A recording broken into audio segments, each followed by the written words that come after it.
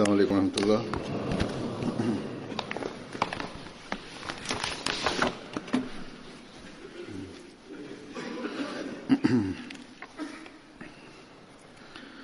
أشهد أن لا إله إلا الله وحده لا شريك له وأشهد أن محمدا عبده ورسوله أما بعد فأعوذ بالله من الشيطان الرجيم بسم الله الرحمن الرحيم الحمد لله رب العالمين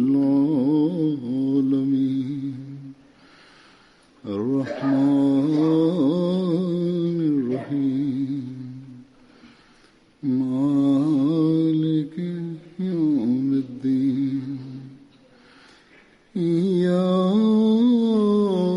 نعبد وإياك نستعين اهدنا الصراط المستقيم صراط الذين أنعمت عليهم غير المغضوب عليهم ولا الضالين يا أيها الذين آمنوا كتب عليكم الصيام كما كتب على الذين من قبلكم لعلكم تتقون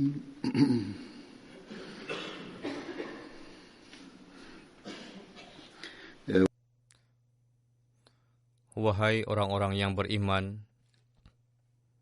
telah diwajibkan atasmu berpuasa, sebagaimana telah diwajibkan atas orang-orang sebelummu, supaya kalian bertakwa. Dengan karunia Allah Ta'ala, kita mendapatkan taufik untuk memasuki bulan Ramadan kali ini, dan telah dimulai sejak kemarin. Pada bulan ini, umat muslim berpuasa dan berbondong-bondong hadir di masjid dan timbul perhatian untuk melakukan ibadah salat fardu dan tarawih. Pada bulan Ramadan, masjid-masjid kita pun lebih makmur dibanding dengan hari-hari biasa. Ayat yang saya tilawatkan barusan selalu dikumandangkan di MTA selama bulan Ramadan, bertujuan untuk mengingatkan bahwa maksud dari puasa yang diwajibkan ini adalah untuk meraih ketakwaan. Pada agama-agama terdahulu pun, puasa telah diwajibkan dan bertujuan sama untuk meraih ketakwaan. Namun, keadaan sebagian ajarannya sudah tidak asli lagi, dan para pengikutnya pun tidak mengamalkannya, dan tidak juga terdapat ketakwaan di dalamnya. Namun, Islam merupakan agama yang abadi dan akan berlangsung sampai hari kiamat. Ajarannya langgeng, dan Al-Quran pun saat ini berada di setiap penjuru dunia dalam kondisi yang asli. Merupakan petunjuk bagi orang yang bertakwa atau orang yang mengamalkan ajaran Al-Quran. Akan selalu berada di jalur ketakwaan dan petunjuk bagi mereka. Allah Ta'ala telah mengutus Hadrat Masih Maud alaihissalam di akhir zaman untuk mengislah umat manusia, menyebarkan Al-Quran, dan menekankan untuk mengamalkannya, dan untuk membimbing pada jalan yang benar. Dan Allah Ta'ala telah memberikan taufik kepada kita untuk baiat kepada beliau. Walhasil adalah tanggung jawab besar di atas pundak para Ahmadi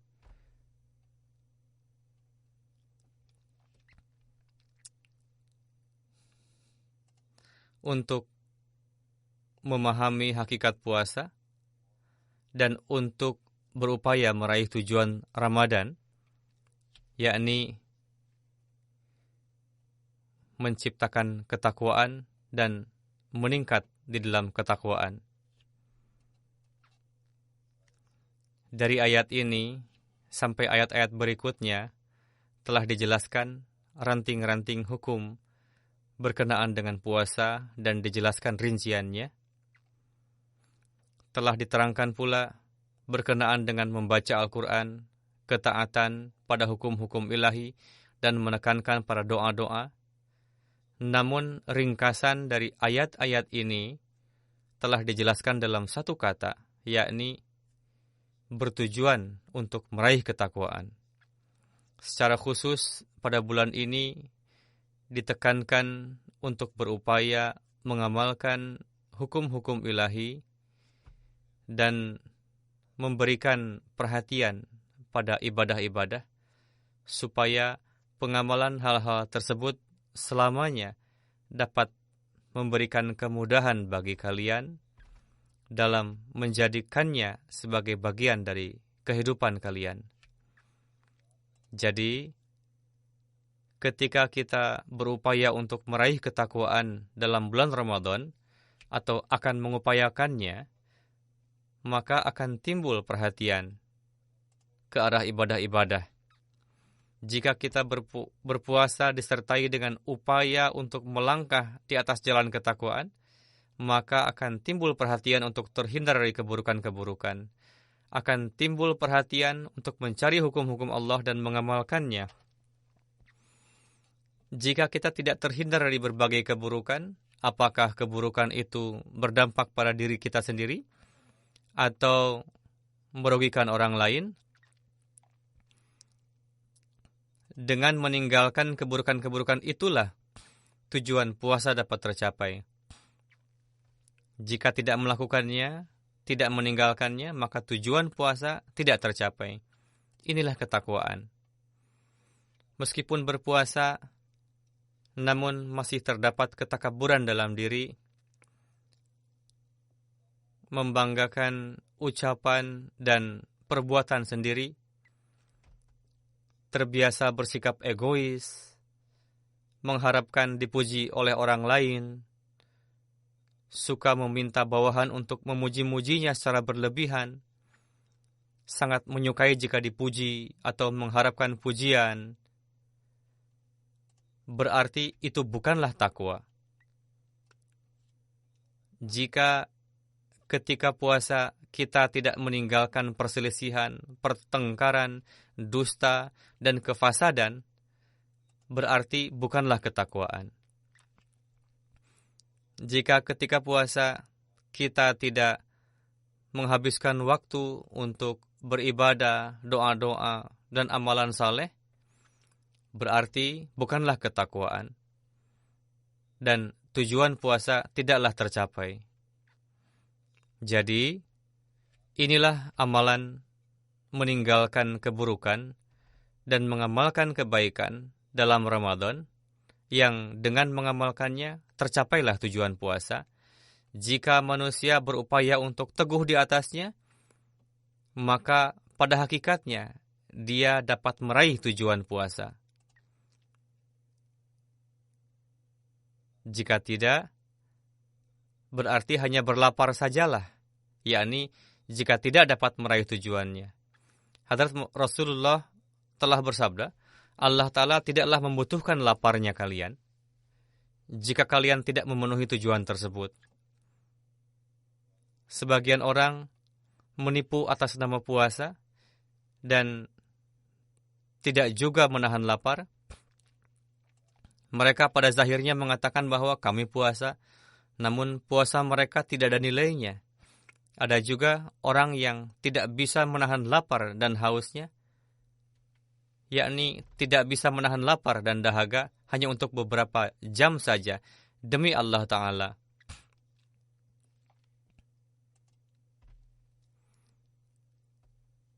Jika demikian, maka dalam urusan-urusan lainnya pun, bagaimana dia dapat mengontrol diri? Kemarin diterbitkan dalam surat kabar satu pandangan berkenaan dengan puasa umat muslim, dan dia mengambil kesimpulan bahwa mayoritas para pemuda di sini melakukan puasa hanya untuk pamer semata, dan mereka tidak mengetahui sedikit pun apa tujuan puasa. Seorang Kristen atau ateis atau non-muslim menginterview seorang pemuda muslim. Pemuda muslim tadi mengatakan bahwa memang saya telah makan sahur dan berpuasa dengan keluarga saya. Pengaturan sahur dan buka puasa dilakukan dengan baik di rumah kami. Ibu saya, meskipun sudah berusia 64 tahun, berpenyakit gula, mungkin tetap berpuasa. Dan meskipun begitu, beliau selalu menyiapkan beragam makanan bagi kami untuk sahur dan buka puasa. Dan kami akan buka puasa nanti.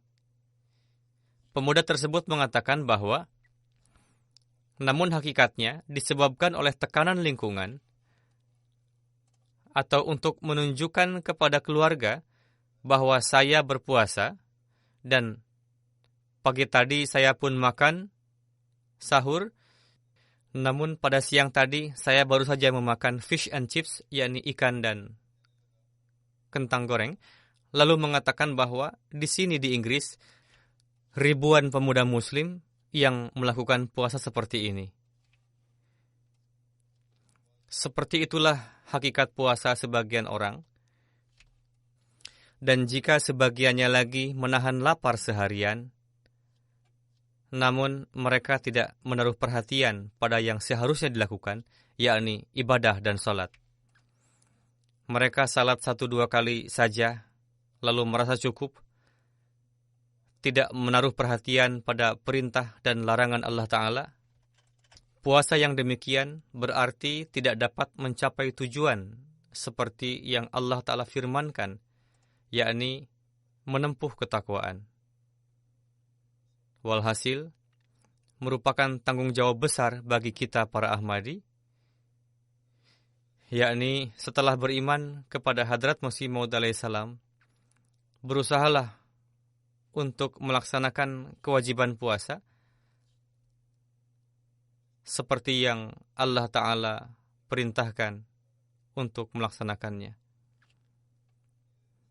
Berusahalah untuk memahami apa itu ketakwaan dan bagaimana kita dapat meraihnya.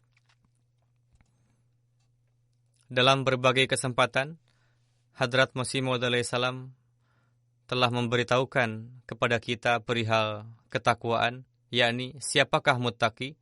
Sebenarnya ketenangan hakiki ditimbulkan oleh ketakwaan, bukannya dalam kelezatan duniawi. Bagaimana kita seharusnya mengamalkan kebaikan?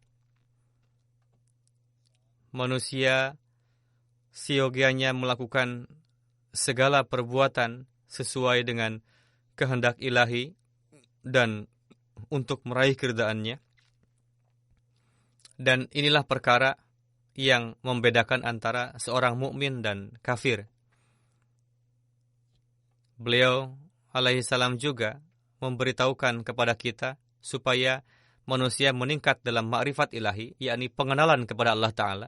Setiap hari yang datang harus membawa kita terus maju dalam ma'rifat ilahi. Janganlah terus stagnan, terhenti pada satu tempat, atau seperti halnya mereka yang berpuasa untuk tujuan pamer karena tekanan lingkungan, seperti yang saya contohkan tadi. Tujuannya bukan untuk peningkatan ketakwaan. Saat ini saya akan sampaikan berbagai kutipan sabda Hadrat Masih Maud alaihissalam berkenaan dengan ketakwaan. Dalam menasihatkan jika kita untuk melangkah di atas jalan takwa untuk dapat meraih keridaan ilahi, Hadrat Masih Maud alaihissalam menjelaskan satu ilham yang beliau terima, dan juga perihal ketakwaan merupakan ringkasan dari segenap kitab-kitab suci terdahulu. Beliau alaihissalam bersabda, kemarin, yakni beliau tengah menjelaskan perihal jasah 22 Juni tahun 99, telah turun ilham dari Allah Ta'ala berkali-kali yang menyatakan supaya kalian jadilah muttaqi, orang yang bertakwa, dan tempuhlah ketakwaan sampai yang sehalus-halusnya, maka Allah akan menyertaimu. Bersabda, mendengar hal itu timbul rasa perih dalam hatiku. Apa yang harus aku lakukan supaya jemaatku menempuh ketakwaan dan kesucian yang sejati?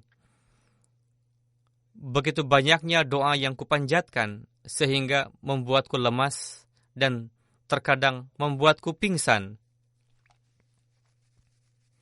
Sebelum ada jemaat yang bertakwa dalam pandangan Allah, tidak mungkin Allah Ta'ala akan menyertainya. Takwa merupakan ringkasan dari segenap kitab-kitab suci, yakni ajaran Taurat dan Injil. Quran Karim telah menyatakan kehendak Allah Ta'ala yang agung dan segenap keridhaannya, yakni pada kata takwa. Beliau bersabda, saya terus memikirkan untuk memisahkan dari antara jemaatku orang-orang muttaqi yang mendahulukan agama di atas dunia dan orang-orang yang meraih pemutusan hubungan dunia menuju kepada Allah Ta'ala, lalu menyerahkan kepada mereka tugas agama, dan aku tidak akan memperdulikan orang-orang yang larut dalam suka duka dunia dan orang yang menghabiskan siang malam untuk mencari bangkai dunia. Inilah rintihan hati beliau, yakni bagaimana supaya setiap anggota jemaat bertakwa, bukannya menjadi orang yang setiap saat larut dalam kesedihan dunia. Lalu dalam menekankan perihal ketakwaanlah yang merupakan ringkasan syariat, dan juga perihal jika kalian mengharapkan terkabulnya doa, bertakwalah. Beliau bersabda, seharusnya mereka menempuh jalan takwa, karena ketakwaanlah yang bisa dikatakan sebagai inti pokok syariat. Beliau bersabda kepada para Ahmadi, yakni jika ingin menjelaskan syariat secara singkat, maka ketakwaanlah yang dapat menjadi inti syariat. Banyak sekali tingkatan ketakwaan, namun jika menempuh tingkatan dan level permulaan dengan istiqomah dan penuh ketulusan, maka dia akan dapat meraih derajat yang tinggi disebabkan oleh istiqomah dan ketulusan tersebut. Walhasil adalah penting untuk menaruh perhatian pada kebaikan secara dawam, apakah kebaikan yang kecil maupun besar. Beliau alaihissalam bersabda, Allah Ta'ala berfirman, innama yataqabbalullahu minal muttaqin. Seolah-olah Allah Ta'ala mengabulkan doa-doa orang muttaqi. Seolah-olah merupakan janji yang mana tidak ada pengingkaran dalam janji Allah. Allah tidak mengingkari janjinya, sebagaimana difirmankan, innallaha la yukhliful mi'ad.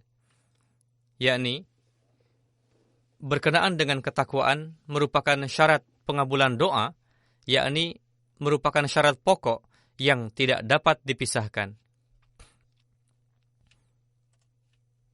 Bagaimanapun, ketakwaan adalah penting untuk pengabulan doa. Beliau bersabda, jika manusia mengharapkan doanya terkabul, namun lalai dan tidak berusaha, tidakkah dia bodoh? Untuk itu adalah suatu kelaziman bagi para Ahmadi untuk sebisa mungkin setiap mereka melangkah pada jalan takwa, supaya dapat meraih kebahagiaan dan kelezatan pengabulan doa dan meningkatkan keimanan. dalam meraih manfaat Ramadan, ini merupakan resep mendasar untuk meraihnya, yakni supaya puasa dan setiap amalan kita semata-mata untuk meraih ketakwaan. Banyak sekali orang yang mengatakan bahwa doa-doanya tidak dikabulkan. Mereka telah banyak berdoa namun tidak dikabul. Pertama-tama, mereka harus menilik ke dalam diri sendiri, apakah sisi agama dominan di dalam dirinya?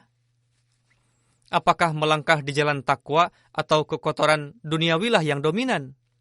Jadi, itu merupakan syarat untuk pengabulan doa. Lalu, beliau alaihissalam bersabda, sebenarnya terdapat janji-janji yang besar bagi para muttaqi, dan apalagi yang lebih besar dari janji Allah Ta'ala yang menyatakan bahwa Dia akan menjadi pelindung bagi orang-orang bertakwa. Adalah pendusta orang yang mengatakan bahwa kami adalah kekasih Allah namun tidak bertakwa. Bahkan hidup dengan dipenuhi dosa-dosa, melakukan kezaliman, padahal dia menganggap diri sebagai wali dan kekasih Tuhan. Yakni maksudnya orang-orang yang menganggap dirinya suci. Karena seiring dengan itu, Allah Ta'ala menetapkan syarat takwa untuk menjadi seorang kekasih Allah. Syaratnya adalah takwa. Lalu memberikan satu syarat lagi, atau memberitahukan ciri-ciri orang muttaqi, yakni innallaha ma'al ladzina taqaw. Artinya, Allah Ta'ala menyertai orang yang bertakwa, yakni menolong mereka. Bukti kebesertaan Allah Ta'ala adalah dari pertolongannya. Jika Allah Ta'ala menolongnya, berarti anggaplah bahwa Allah Ta'ala menyertai kita. Menurut mereka, wilayat pintu pertama telah tertutup. Dengan demikian, secara otomatis kebesertaan dan pertolongan ilahi pun tertutup. Ingatlah bahwa terdapat janji bahwa Allah Ta'ala akan berbicara. Mereka berkeyakinan bahwa firman Tuhan telah berakhir atau pintu wahyu telah tertutup. Bahkan sekarang mereka pun ingin menutup pintu pertolongan Allah Ta'ala. Beliau alaihissalam bersabda, ingatlah bahwa pertolongan Allah Ta'ala tidak akan pernah bisa diraih oleh orang-orang yang tidak suci dan fasik. Kebergantungannya kepada takwa dan pertolongan Allah Ta'ala diperuntukkan bagi orang yang bertakwa. Bersabda, lalu ada satu jalan, yakni manusia terjerumus di dalam kesulitan dan musibah dan memiliki berbagai keinginan. Sebagai solusi dari kesulitan itu,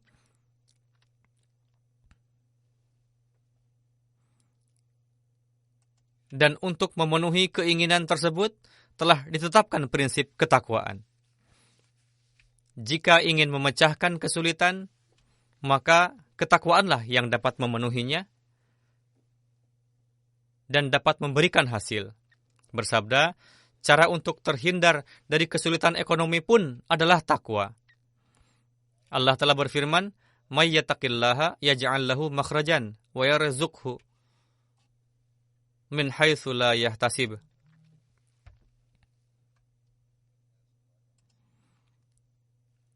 Yakni, bagi seorang muttaqi, Tuhan menciptakan solusi dalam setiap kesulitan.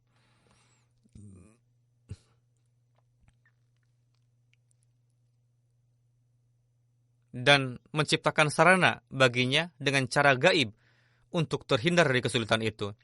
Tuhan memberikan rezeki kepadanya dengan cara yang tidak disangka olehnya. Jadi, perbanyaklah dan hafalkanlah doa berikut, "May yattaqillaha yaj'al lahu makhrajan wa yarzuqhu min haitsu la yahtasib."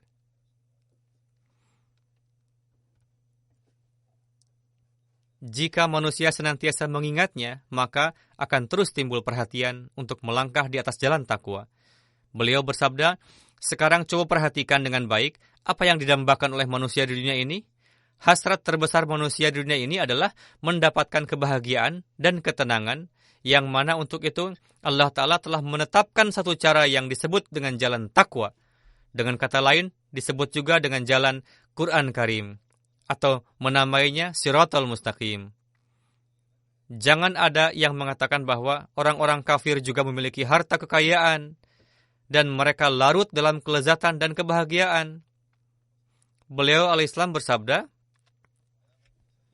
"Aku katakan dengan sejujurnya kepada kalian bahwa dalam pandangan duniawi, bahkan dalam pandangan orang-orang duniawi dan pemuja kebendaan, orang-orang seperti itu nampaknya bahagia. Namun sebenarnya mereka terjerumus di dalam kesedihan dan keperihan. Kalian melihat penampilan luarnya, namun aku memandang pada hati mereka.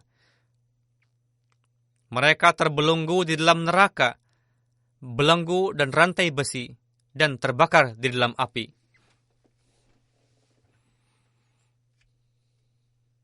Terbelenggu dalam rantai sebagaimana difirmankan, "Inna a'tadna lil kafirina salasila wa aghlala wa sa'ira." Yakni, pastilah kami telah mempersiapkan rantai, belenggu, dan jahanam bagi orang yang kafir. Beliau alaihissalam bersabda, mereka tidak bisa melangkah pada kebaikan. Belenggunya sedemikian rupa di mana disebabkan oleh belenggu menjadi begitu hina sehingga lebih buruk dari hewan. Matanya setiap saat tertuju pada dunia dan terus tunduk ke bumi, dan di dalam dirinya terdapat keperihan dan gejolak. Jika harta mereka berkurang atau jika usahanya tidak berhasil seperti yang diinginkan, mereka terbakar sampai-sampai terkadang menjadi gila atau terus menghadapi persidangan. Beliau bersabda, adalah benar bahwa orang yang kosong ruhaninya tidak bebas dari api, seolah tengah berjalan di atas api. Banyak sekali pemandangan seperti itu yang kita saksikan, dan kita baca juga dalam surat kabar. Beliau alaihissalam bersabda, itu semua terjadi karena mereka tidak mendapatkan ketentraman dan kedamaian yang merupakan konsekuensi dari ketenangan dan ketentraman. Sebagaimana seorang pemabuk, setelah meneguk arak, dia terus minta lagi dan tercipta seperti rasa perih. Begitu jugalah seorang duniawi terbakar di dalam api. Apinya tidak dapat padam seketika. Kebahagiaan sejati pada hakikatnya hanya diperuntukkan bagi orang yang bertakwa, yang untuk itu telah Allah janjikan, yakni baginya ada 2 surga. Lalu menjelaskan perihal kebahagiaan dan kelezatan hakiki terletak dalam ketakwaan.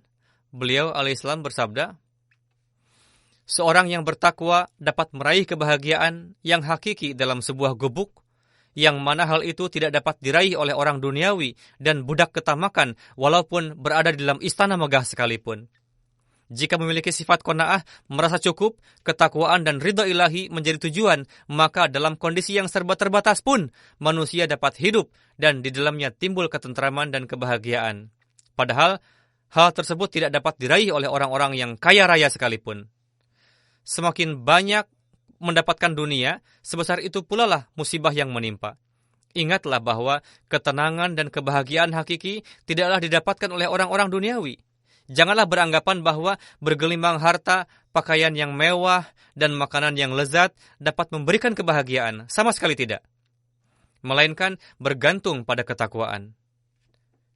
Ketika diketahui dari semua itu bahwa tanpa ketakwaan sejati tidak ada ketenangan dan kebahagiaan yang dapat diraih, maka hendaknya diketahui bahwa ketakwaan memiliki banyak sekali cabangnya yang melebar menyerupai jaring laba-laba. Jaring-jaringnya sangat halus. Ketakwaan adalah berkaitan dengan segenap perhiasan manusia, yakni segenap anggota tubuh, akidah, lidah, akhlak, dan lain-lain. Dalam keyakinan pun harus ada ketakwaan. Pada lidah, pada akhlak, yakni akhlak umum pun harus terdapat ketakwaan. Berkenaan dengan puasa, terdapat satu hadis, Hadrat Rasulullah bersabda, sucikanlah senantiasa mulut kalian. Jika ada yang menantang berkelahi, seorang yang berpuasa seharusnya mengatakan bahwa saya sedang puasa. Aku tidak dapat menerima tantanganmu. Bersabda, urusan yang paling rentan sekalipun bermula dari mulut. Terkadang seseorang mengatakan sesuatu setelah mengesampingkan ketakwaan, setelah itu merasa senang bahwa saya telah mengatakan ini pada si A, padahal perkataannya buruk. Saya teringat satu kisah. Dikisahkan ada orang suci yang diundang makan oleh seorang hamba dunia. Kisah ini perlu diperhatikan sampai ke kedalaman, bukan hanya cacian kasarnya atau berselisih atau berkelahi, melainkan ada juga rasa egois dan pamer. Kesalahan yang ditimbulkan oleh mulut dan dosa yang disebabkan oleh mulut atau berkurangnya ketakwaan disebabkan oleh mulut, termasuk juga di dalamnya. Disabdakan bahwa ada orang suci yang diundang makan oleh seorang hamba dunia. Ketika orang suci tersebut akan mulai makan, orang duniawi yang sombong itu mengatakan pada pelayannya, ambillah wadah yang saya bawa dari ibadah haji saya yang pertama.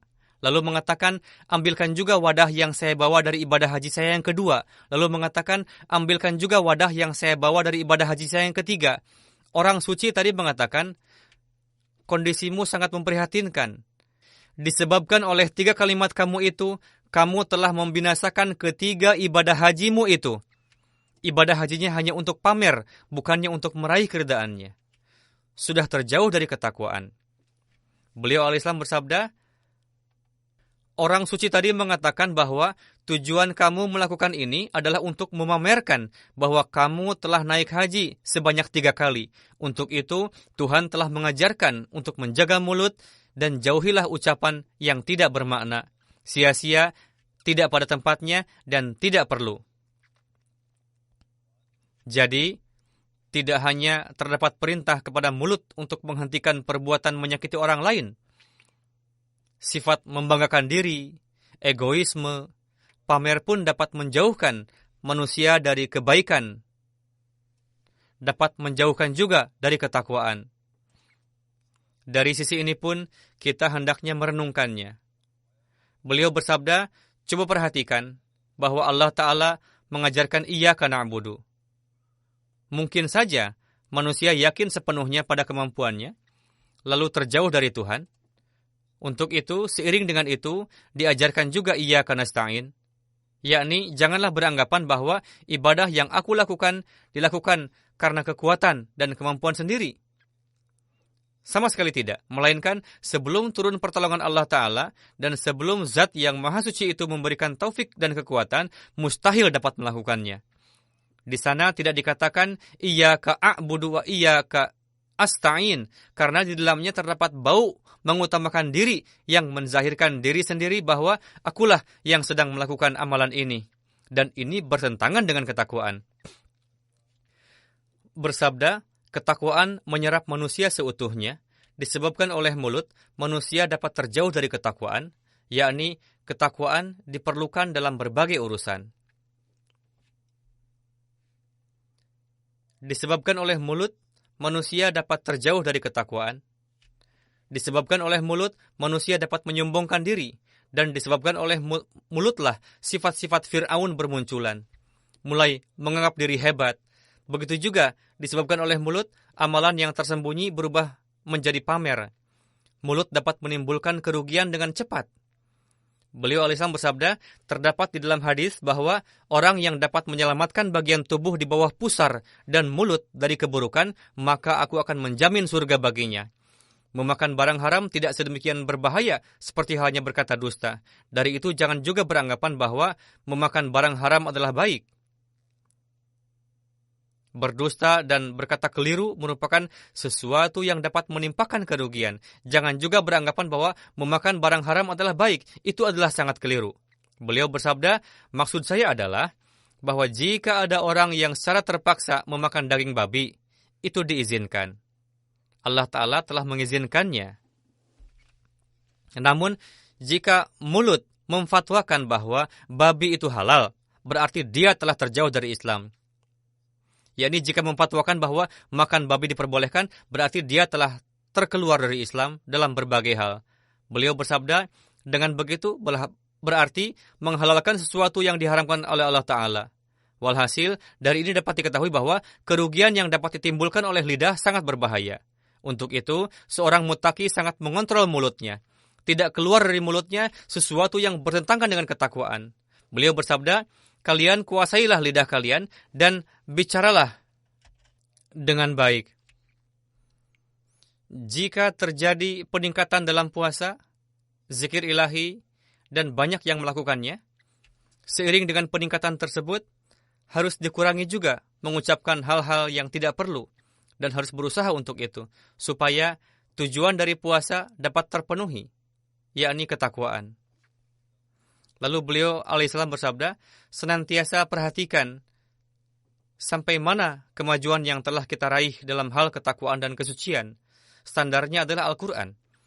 Di antara tanda-tanda orang muttaqi, salah satu tanda yang Allah berikan adalah Allah Ta'ala membebaskan orang muttaqi dari hal-hal yang dibenci di dunia dan sendirinya menjadi pencukup akan tugas-tugasnya.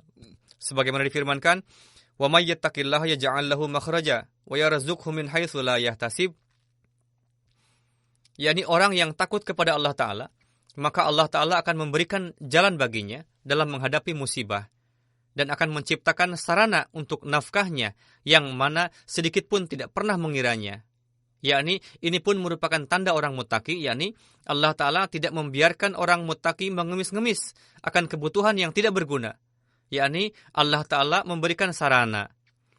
Kebutuhan atau hasrat yang tidak jelas tujuannya tidak muncul di dalam hati mereka, atau tidak dibiarkan mengemis-ngemis untuk mendapatkan itu semua dan tidak terfikir untuk itu. Ini pun merupakan ciri ketakwaan dan merupakan tanda perlakuan Allah Ta'ala kepada orang muttaqi.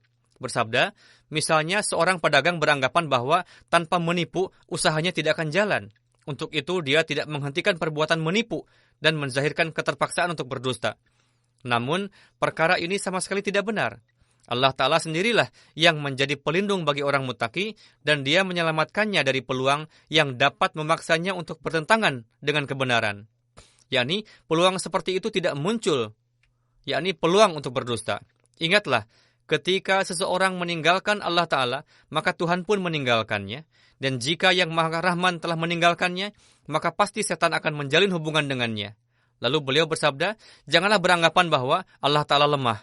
Dia Maha Kuat. Jika kalian yakin sepenuhnya kepadanya dalam suatu urusan, dia pasti akan menolongmu. Wa may yatawakkal 'alallah fahuwa hasbuhu. Barang siapa yang bertawakal kepada Allah Ta'ala, maka Allah akan menjadi pencukup baginya.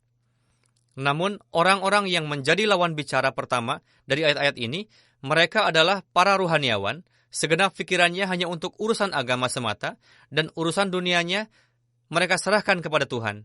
Untuk itu, Allah Ta'ala memberikan ketentraman kepada mereka bahwa aku beserta kalian. Walhasil, di antara segala keberkatan takwa, salah satunya adalah bahwa Allah Ta'ala membebaskan orang-orang muttaqi dari musibah-musibah yang dapat mengganggu urusan agama. Yakni, jika ketakwaan benar, maka permasalahan dunia akan dijauhkan oleh Allah Ta'ala supaya tidak menjadi hambatan dalam urusan agama. Dari sisi ini, di mana orang-orang yang mengatakan bahwa urusan duniawi kami menjadi penyebab kami tidak dapat ambil bagian dalam urusan agama, jika ketakwaannya benar, maka Allah Ta'ala dengan sendirinya akan menyelesaikan urusan duniawinya sehingga mendapatkan taufik untuk mengkhidmati agama. Dalam menjelaskan perihal kebaikan terdiri dari dua bagian, Hadrat Masih Maud alaihissalam bersabda, dan bagaimana perlakuan Allah Ta'ala kepada orang-orang yang berbuat kebajikan? Sekian banyak kebaikan yang dilakukan manusia terdiri dari dua bagian, yakni pertama kewajiban dan kedua nafal. Pertama adalah fardu yang mana harus kalian lakukan. Yang kedua nafal. Fardu adalah sesuatu yang diwajibkan bagi manusia seperti melunasi hutang.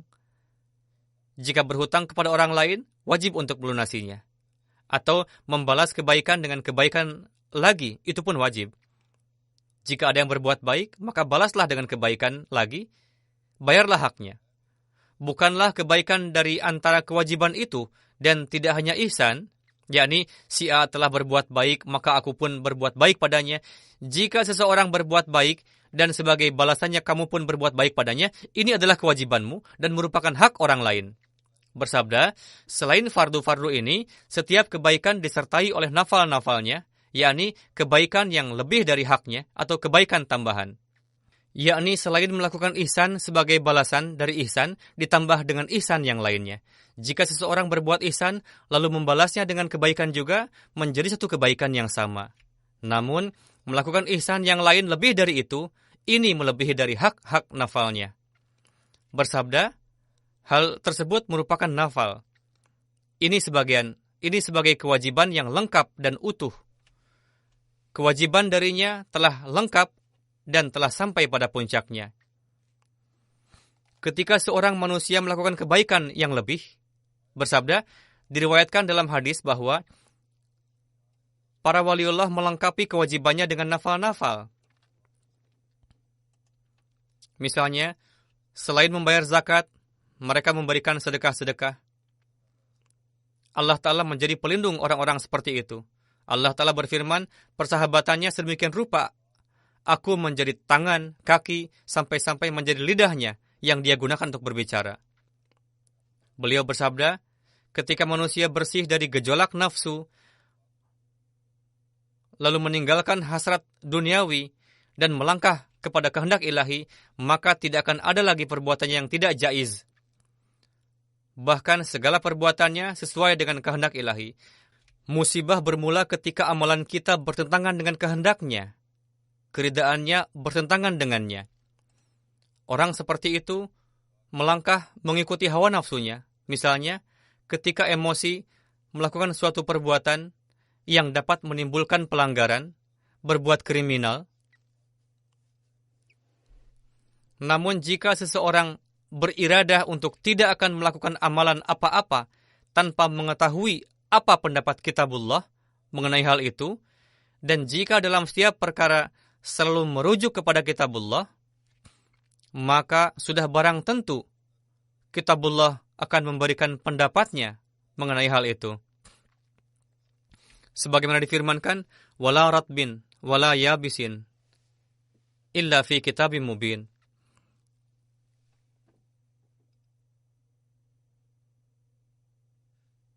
Tidak ada benda yang basah maupun yang kering yang tidak dijelaskan dalam satu kitab yang terang. Yakni Al-Quran telah menjelaskan dengan gamblang setiap kebaikan dan keburukan, dan siapa yang mengamalkannya, dia akan selamat. Bersabda, jika kita beriradah untuk meminta nasihat dari kitabullah, maka pasti kita akan mendapatkan nasihat. Musibah yang dialami oleh manusia dalam urusan duniawi, atau jika ada yang mengamalkan perbuatan yang salah, itu karena mereka tidak mengamalkan perintah Tuhan.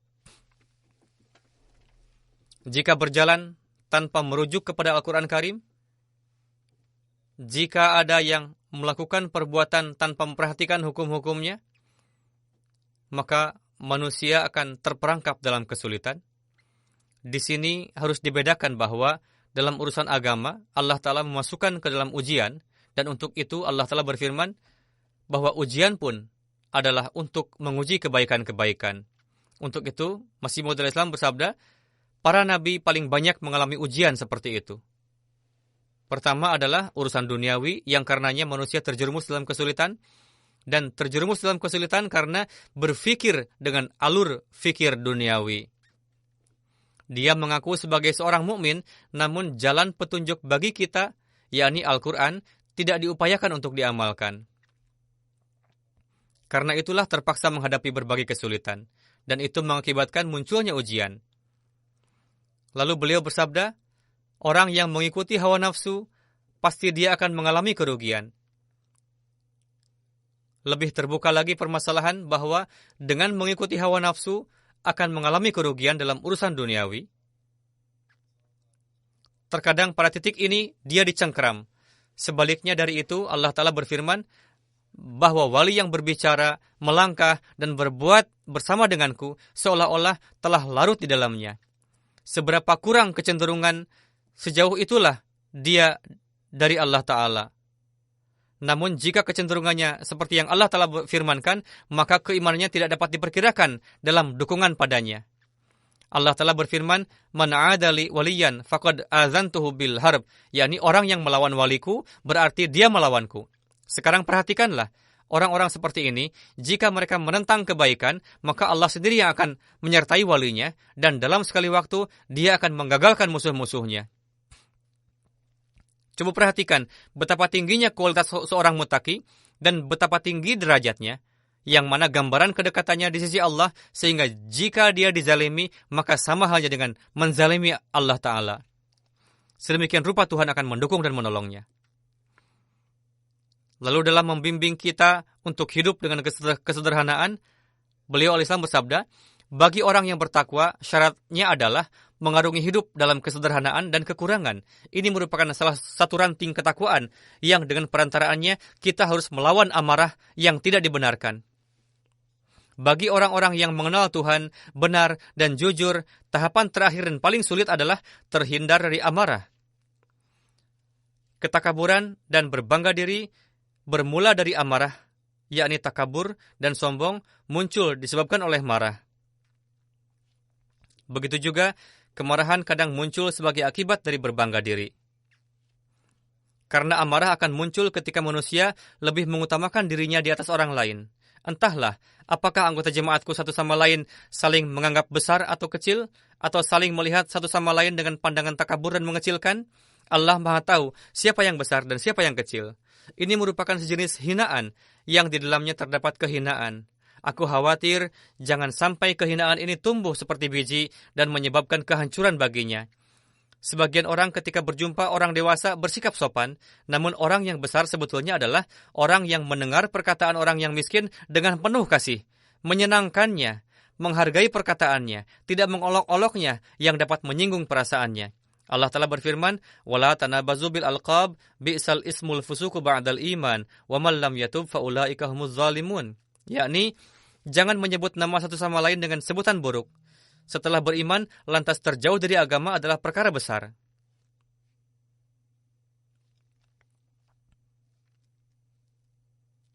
Orang yang tidak bertobat dan terus menyebut-nyebut sebutan buruk, maka merekalah orang yang zalim di antara orang-orang. Beliau bersabda, kalian jangan memanggil dengan sebutan buruk atau satu sama lain. Ini adalah perbuatan orang pendosa dan orang fasik. Orang yang mengganggu orang lain, dia tidak akan mati sebelum dia terjerumus seperti itu. Janganlah menganggap saudara kalian rendah. Ketika kalian minum dari satu sumber mata air yang sama, maka siapa yang tahu bahwa dia mendapatkan air yang lebih banyak? Kehormatan seseorang tidaklah bisa dilandaskan pada prinsip duniawi. Menurut Allah Ta'ala, yang mulia adalah yang bertakwa. Inna akramakum indallahi atqakum, innallaha alimun khabir.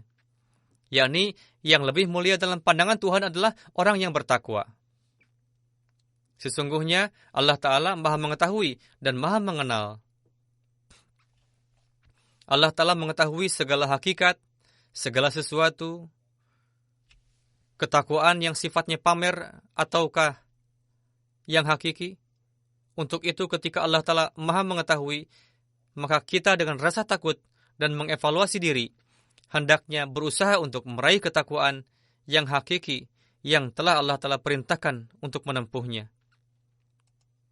Dalam menjelaskan perihal ketika mukmin dan bertakwa mendapatkan kesuksesan, bagaimana penzahirannya, begitu juga bagaimana reaksi orang kafir ketika mendapatkan kesuksesan.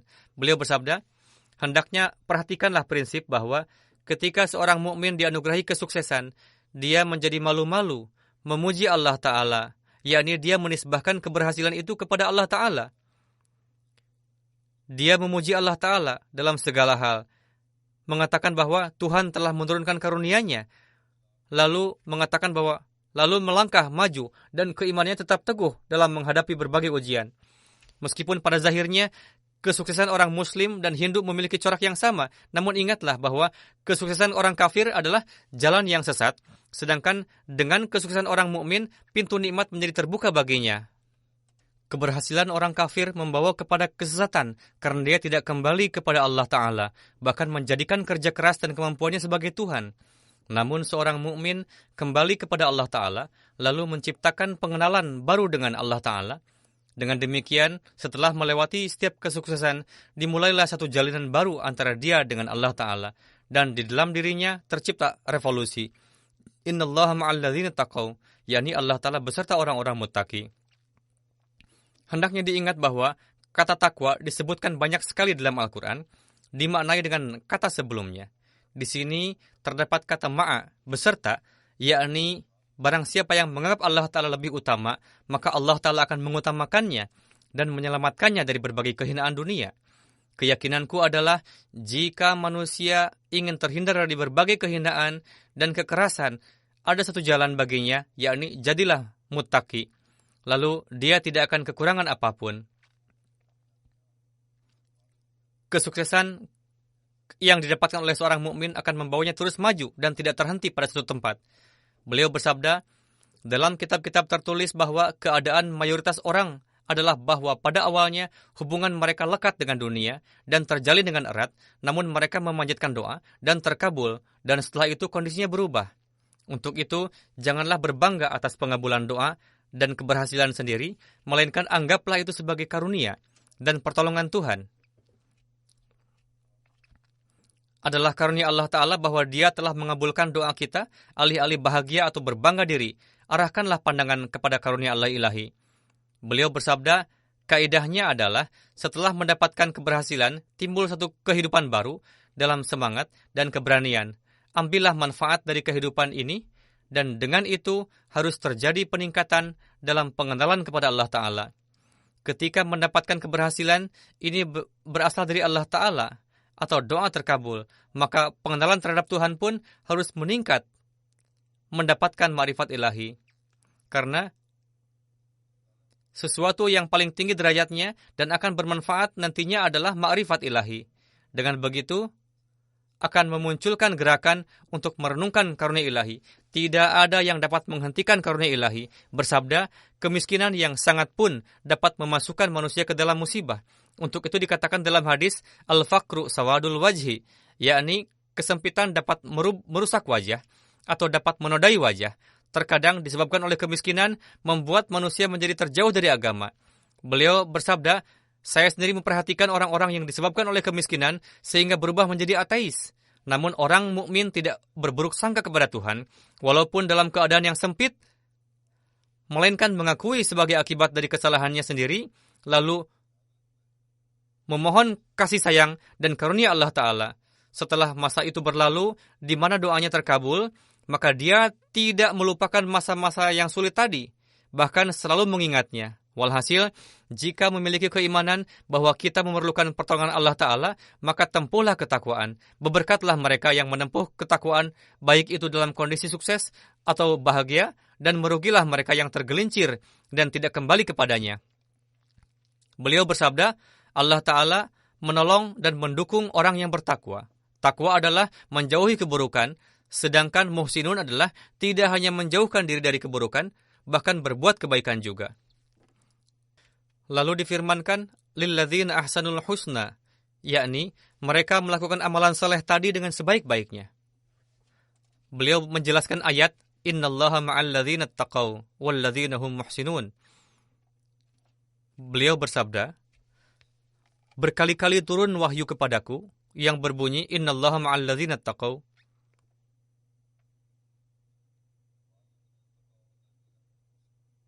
walladzina hum muhsinun. Begitu bertubi-tubi turunnya, sehingga aku tidak dapat menghitung jumlahnya. Mungkin 2000 kali, Allah lebih mengetahui. Maksudnya, supaya jemaat mengetahui bahwa seyogianya jangan lantas merasa cukup bahwa kita telah bergabung dalam jemaat ini, atau merasa senang dengan pemikiran baik dan keyakinan. Penyertaan dan pertolongan Allah Ta'ala akan diperoleh jika terdapat ketakwaan hakiki dan diiringi dengan kebaikan. Salah satu arti dari innallaha ma'alladzina taqaw walladzina hum muhsinun adalah sesungguhnya Allah Ta'ala menyertai orang-orang yang menempuh ketakwaan dan juga berbuat ihsan.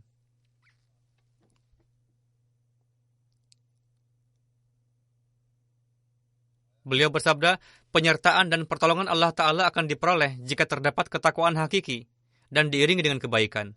Innallaha ma'alladzina taqaw walladzina hum muhsinun.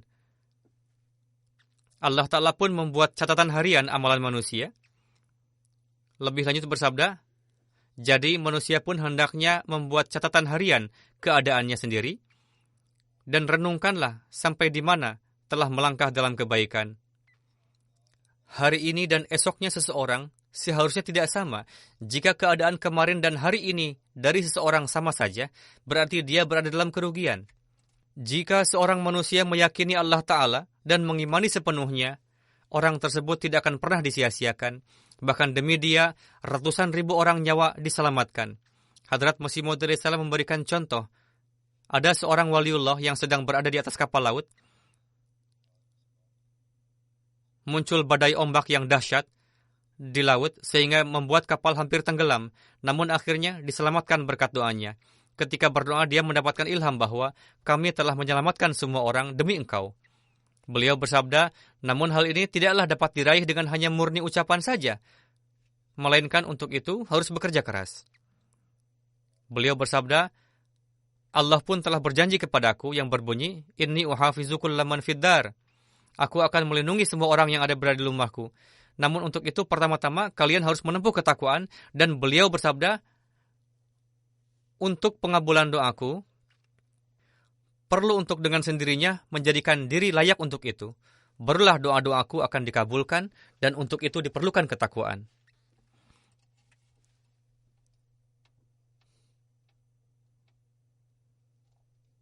Semoga Allah Ta'ala memberikan taufik untuk berpuasa di bulan Ramadan ini dengan ketakwaan dan taufik untuk beribadah dan melaksanakan hak-hak lainnya. Dan semoga Ramadan ini mencurahkan keberkatan dari berbagai sisi. Doakan secara khusus untuk jemaat, umat muslim, dan dunia. Begitu juga kondisi jemaat Pakistan. Hari demi hari penentangan semakin keras. Semoga Allah Ta'ala mencurahkan karunia-Nya. Semoga kita dapat memenuhi hak-hak ibadah puasa sembari menempuh ketakwaan, menaruh perhatian terhadap doa-doa. Begitu pula, semoga Allah Ta'ala mengasihi umat muslim dan memberikan akal dan pemahaman kepada para ulama dan penguasa mereka untuk mengimani imam zaman. Begitu juga di dunia pun, setiap hari bermunculan kabar-kabar baru bahwa saat ini akan bergejolak api peperangan dan terkadang dikabarkan akan berakhir. Negara-negara tangguh yang nampaknya berderap ke arah peperangan dengan cepatnya, dan sampai saat ini belum nampak gejala-gejala akan berakhirnya peperangan.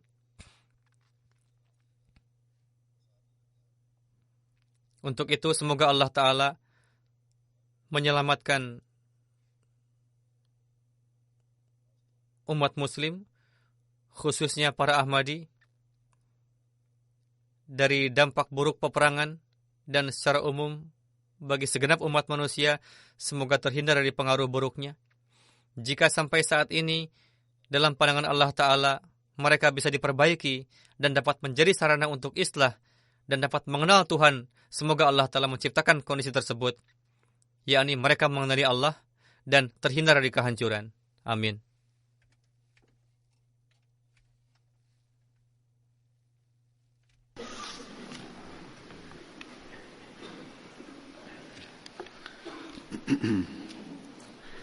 Alhamdulillah nahmaduhu wa nasta'inuhu wa nastaghfiruh wa nu'minu bihi wa natawakkalu alayhi wa na'udzu billahi min shururi anfusina wa min sayyiati a'malina. من يهده الله فلا مضل له ومن يضلل فلا هادي له ونشهد أن لا إله إلا الله ونشهد أن محمدا عبده ورسوله. عباد الله رحمكم الله إن الله يأمر بالعدل والإحسان وإيتاء ذي القربى وينهى عن الفحشاء والمنكر والبغي يعظكم لعلكم تذكرون. اذكروا الله يذكركم وادعوه يستجب لكم ولذكر الله أكبر.